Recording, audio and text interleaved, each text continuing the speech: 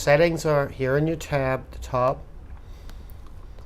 and we'll quickly go through them. The highlight color is featured throughout various sites, like we can go to Hammett.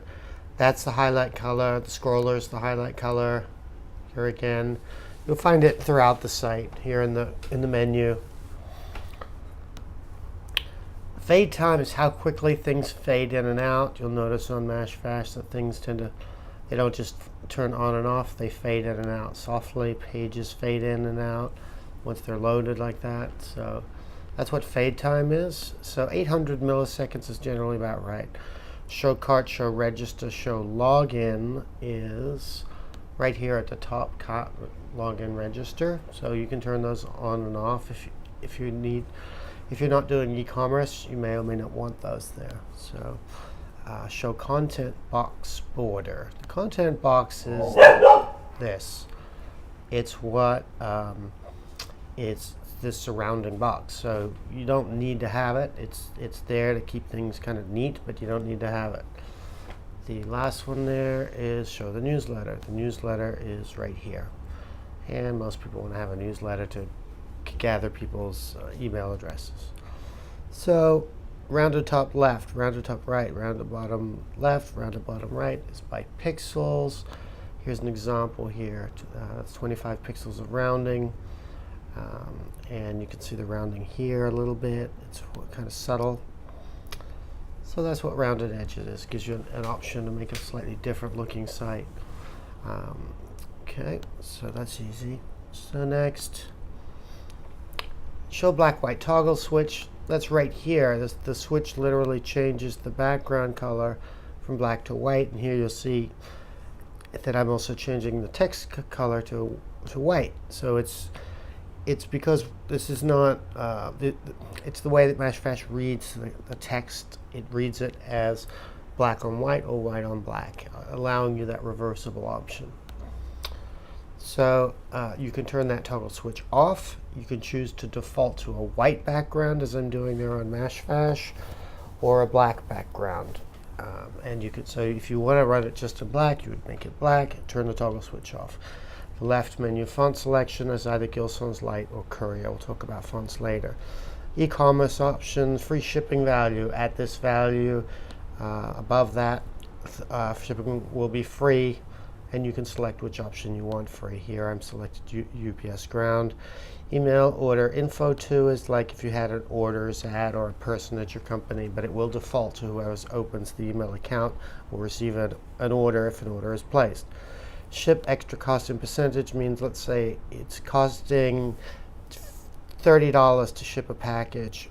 If I can make that less or more by adjusting this number in percentage. So it could be minus 20% or plus 20%, whatever you like. Postal code is important for tracking, posting prices. Shipping state, same thing, important. This is hard fixed. You can't change the shipping account API. That's the API from Mashfash. Credit card transaction key. You may or may not see this. Your administrator may set this up for you, or your Mashfash administrator. This is the key for actually doing credit card transactions. Sales tax percentage you set for your state, and you find your state here on the list. Your logos, now you can have up to 4 logos. That might seem weird. The reason is you can have a side logo which comes down the side, which I'm sure you've seen on Mashfash sites like that. But you can have a different one if you're running in with a black background. So that's 2 of the logos. The other logo you can have is when the site loads, you can have a logo. Now I don't think I have one here, but let me go to another site that has an opening logo, or what's called a preloader logo. There's a preloader logo. So if you want to have a preloader logo and a side logo for both black and white, you're talking about 4 logos, and you can upload those all here, play with them, do what you need to. SEO settings, search engine optimization, like Google. Your title is actually right here, Mashfash Backend. In the case of this page, here I'm looking at the tutorial page, which is here, tutorial. So your meta description is what Google will see. Google can be a bit unpredictable, but this is what it should be reading. Google tracking ID is for if you want to track using Google Analytics. No robots means don't track. Now, on subdomain sites like tutorial.mashfash.com, this is not tracked by Google anyway, because subdomain sites are not tracked by search engines. So the only reason I would want to use no robots is if I was building a site for a client, or I just wanted a site that I wanted to keep private.